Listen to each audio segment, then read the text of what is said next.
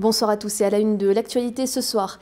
10e journée de manifestation contre la réforme des retraites. 1 millier de personnes ont défilé cet après-midi à Strasbourg. Un pas de plus vers la collectivité européenne d'Alsace avec l'embauche prochaine d'un intervenant bilingue à Volgelsheim. Et puis à J-2 du Salon de l'Agriculture, ces vedettes prennent la route. 25 vaches vosgiennes ont quitté Stoßwihr ce matin, direction la porte de Versailles à Paris. Et on commence donc avec ces images de la manifestation contre la réforme des retraites. 1 millier de personnes ont défilé à Strasbourg cet après-midi pour cette 10e journée de mobilisation depuis le début du mouvement en décembre. La manifestation est partie de la place de la Bourse peu après 14 h dans le cortège qui se voulait interprofessionnel. Des étudiants et lycéens, mais aussi des syndicats, CGT, FO Solidaire, FSU, CNT. Tous demandent le retrait du projet gouvernemental. Et à Mulhouse, entre 300 et 350 personnes ont également manifesté. Dans 2 jours, la plus grande ferme de France ouvrira ses portes à Paris. Le Salon de l'Agriculture devrait une fois de plus accueillir quelques 600 000 visiteurs. Et les stars, c'est bien souvent les vaches.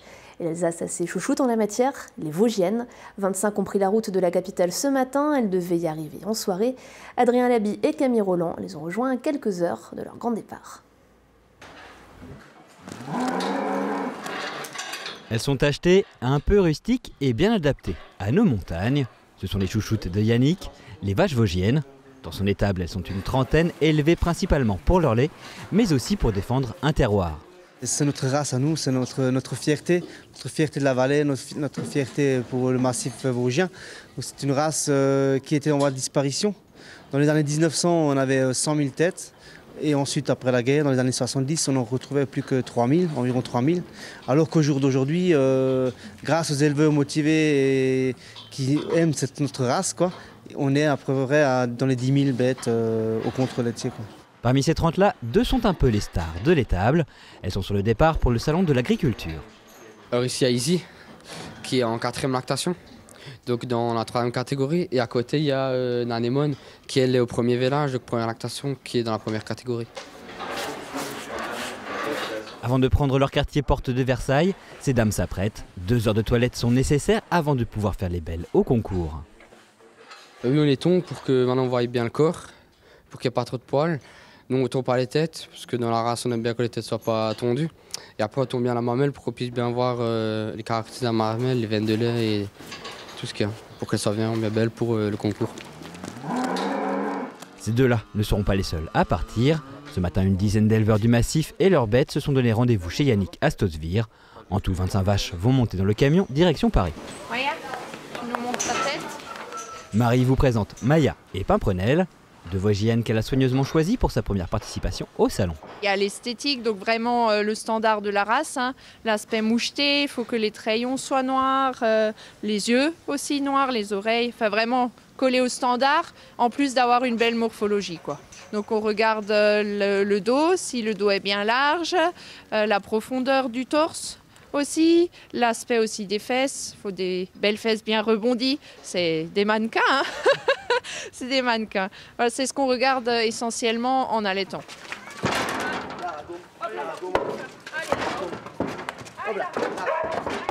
Déplacer éleveurs et bestiaux à la capitale, une logistique qui ne s'improvise pas. Si la participation au Salon de l'Agriculture représente un coût, c'est surtout pour ces paysans une belle occasion de présenter leur travail. C'est une fierté pour nous.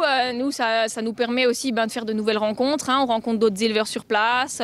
On peut un petit peu présenter ce qu'on fait aux Parisiens et aux autres gens qui viennent nous voir. Donc c'est vraiment enrichissant, que ce soit pour nous, pour la famille. Voilà, on a plein de choses à raconter après. Et on peut vraiment promouvoir nos animaux, notre race. Arrivée à Paris prévue dans la soirée, Maya, Pimprenel, Izzy, Anémone et leurs copines vous donnent rendez-vous dès samedi dans le hall numéro 1. C'est un pas de plus vers la collectivité européenne d'Alsace. À 11 mois de sa création officielle, un premier intervenant bilingue va être recruté dans le Haut-Rhin. Chargé de développer l'allemand dans les écoles et périscolaires du territoire, il sera basé au collège de Volgelsheim. Et c'est là que le conseil départemental du Haut-Rhin et l'association Eltern ont signé une convention ce matin. Fanny Kunz. Savoir s'exprimer et se faire comprendre par nos voisins allemands et suisses, cela peut commencer dès la petite enfance. Alors pour encourager le bilinguisme dans les écoles, le département du Haut-Rhin a signé un partenariat avec l'association Eltern Alsace, une signature qui s'inscrit directement dans la compétence transfrontalière de la future collectivité européenne d'Alsace. Nous allons recruter dans les jours qui viennent un intervenant bilingue qui sera aux côtés de l'éducation nationale, dans le périscolaire, dans les écoles et au collège, pour leur enseigner l'allemand, mais dans un cadre beaucoup plus ludique qui donne envie aux jeunes d'apprendre cette langue. Un partenariat qui porte pour le moment sur la communauté de communes du Pays de Rhin-Brisac. L'association Eltern Alsace est chargée du recrutement et de l'accompagnement de l'intervenant bilingue. Sa mission, développer l'envie d'apprendre la langue allemande aux 333 élèves des 5 communes du territoire. Nous allons recruter cette personne, nous allons imaginer avec elle et pour elle les initiatives qui doivent être prises pour dynamiser l'enseignement de la langue régionale ici dans ce secteur. Et ensuite, cette personne sera chargée de mettre en œuvre ces initiatives qui peuvent être soit au niveau de la petite enfance, soit au niveau des parents, soit au niveau associatif ou culturel. Et si tout ça fonctionne bien, ce qu'on espère bien sûr, créer une sorte de concept qui soit réutilisable dans d'autres secteurs. Ce qui devrait se faire dès janvier 2021, lors de la création officielle de la collectivité européenne d'Alsace. Et en septembre, une application interactive pour apprendre l'allemand sera lancée à destination des jeunes du département. Et puis une autre convention signée ce matin entre Mulhouse Alsace Agglomération et la ville de Cernay cette fois-ci. Son objectif, mutualiser leur candidature pour obtenir le label Centre de préparation aux Jeux Olympiques. Délivré par le comité d'organisation des JO de Paris 2024, ce label permettra d'apparaître dans un répertoire qui sera distribué à toutes les fédérations internationales à l'issue des Jeux de Tokyo 2020. L'agglomération, par le biais du centre sportif régional, accueille déjà régulièrement des athlètes de haut niveau. Actuellement, ce sont de jeunes volleyeurs chinois qui s'entraînent dans les lieux. Au total, 18 sites comme celui-ci pourraient accueillir des athlètes durant leur préparation au JO de 2024, des sites qui répondent à des critères bien particuliers des fédérations internationales. Dans ces exigences, certains atouts, notamment au niveau de l'hébergement, de la récupération, des soins médicaux et de la restauration sont présents au centre sportif. Mais sur le territoire, il y a d'autres équipements, notamment la fosse olympique de tir à Cernay qui est reconnue mondialement. Il y a 2 équipements comme ça en France, à Châteauroux, au Centre national, et à Cernay. Donc voilà, le fait de pouvoir conventionner ensemble permet de renforcer la possibilité d'obtenir ce label.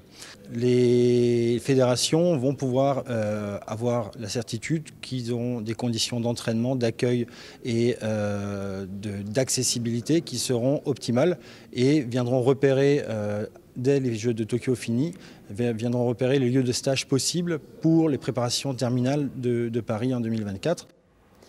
Tovertafel, ça vous dit quelque chose? Ce n'est pas le nom d'une pâtisserie alsacienne, ni même l'intitulé d'un meuble de grand magasin suédois. Il s'agit d'un outil interactif récemment acquis par l'EHPAD des Écureuils à Mulhouse. Un outil qui permet aux résidents de jouer. L'établissement fait partie des premiers en France à posséder cet appareil. Marine Zis et Pierre-Yves Wyss ont assisté à une séance ce matin. Il faut qu'on fasse un peu de nettoyage. Regardez, il y a un petit peu de feuilles sur la table. Allez, on va faire un petit tas. Ramasser des feuilles, éclater des bulles de savon ou encore se passer la balle, voilà quelques-unes des activités parmi les 16 possibles grâce à cet appareil. Sourire aux lèvres et visage détendu, les résidents ont l'air d'apprécier la séance. Vous aimez bien ce jeu? Oui, c'était un très bien. Oui. Je connais bien des jeux depuis quelques temps. Elle m'amuse bien.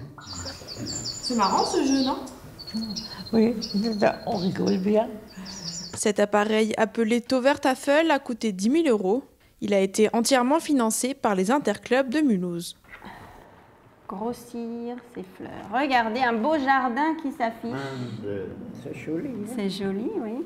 Ça a surtout ciblé un public qu'on ne laissait pas de côté, mais qui était moins stimulé. Donc, du coup, des personnes avec des troubles type Alzheimer ou apparentés.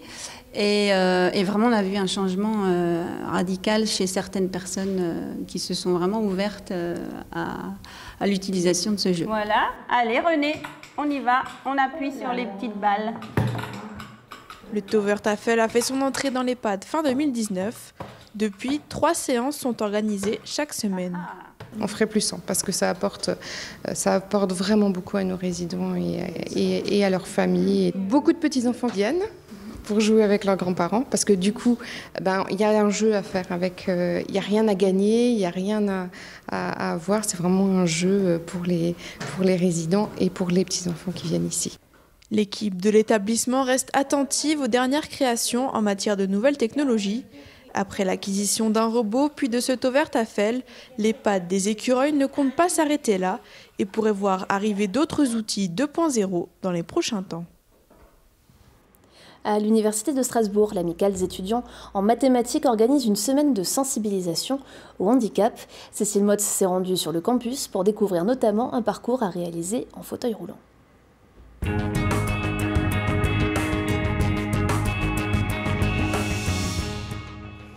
Aller du tram à la salle de cours en passant par la cafette, un parcours banal et quotidien pour la plupart des étudiants, mais qui se révèle souvent semé d'embûches pour ceux qui sont à mobilité réduite. Alors pour sensibiliser le plus grand nombre, l'amicale des étudiants en mathématiques avec d'autres associations organise une semaine autour du handicap. Après un ciné-débat et des tables rondes, le rendez-vous était donné à l'UFR de mathématiques et d'informatique pour un tout autre programme. Il y a deux activités. La première, c'est du coup le parcours d'APF France qui fait une espèce d'initiation avec vraiment plusieurs difficultés rencontrées par les personnes. Ça se passe sur place avec par exemple des graviers, une porte à franchir, des petites pentes, des petits trottoirs à monter. Et ensuite, pour ceux qui veulent continuer, ils peuvent piocher un handicap, donc juste derrière moi, avec soit être atteint de cécité, soit de surdité, soit d'handicap moteur.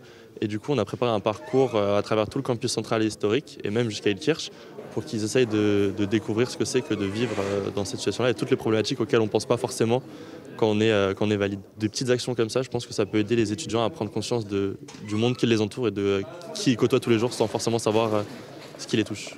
Léa et Gauthier se sont lancés sur le parcours, non sans difficulté. Alors pour l'instant, ça commence doucement à chauffer un peu les bras. De quoi toucher du doigt quelques instants la réalité de certains de leurs camarades. Au début, je me suis dit que ça allait être un peu facile parce qu'on commence avec une descente, donc ça allait bien. Mais en fait, après, on voit qu'il y a des montées ou parfois même le trottoir n'est pas forcément tout droit. Là, je suis un peu essoufflée, mais sinon, c'est vrai que c'est assez endurant. Là, par exemple, le parcours, on nous a dit que c'était censé se faire en 40 minutes. Moi, je pense que je l'ai fait en un peu plus d'1 heure. Donc, en fait, on se rend compte des difficultés. Moi, j'ai eu les bouchons d'oreilles. Et ce qui s'est passé, c'est qu'on entend beaucoup moins bien ce qui se dit. Par exemple, j'étais à côté de Léa qui est en fauteuil roulant et des fois elle me demandait des choses et j'entendais beaucoup moins bien. On n'entend pas forcément les vélos qui viennent avec les sonnettes, on n'entend pas forcément les trams. Cette semaine, environ 200 étudiants ont participé aux différentes activités. Dans quelques mois, l'association compte à nouveau sensibiliser avec, cette fois, une initiation à la langue des signes. Et pour terminer, place à l'image du jour, Oliviane. Vous êtes amateur de gin, sachez que l'épicentre français de ce breuvage se situe dans un village orinois d'1 millier d'habitants, dans le Sungo, l'Aymen. Stéphanie Becker y a créé Ginsation, avec pour but de créer une communauté de gin-enthousiastes et contribuer à la révélation de gins artisanaux et haut de gamme, produits en France, encore méconnus ou peu distribués. Et le mode de distribution est original. Pour moins de 50 €, vous recevrez chez vous, tous les 2 mois, une box avec un gin artisanal, des toniques premium et un objet lié à la dégustation. À consommer avec modération, mais aussi avec une certaine jubilation.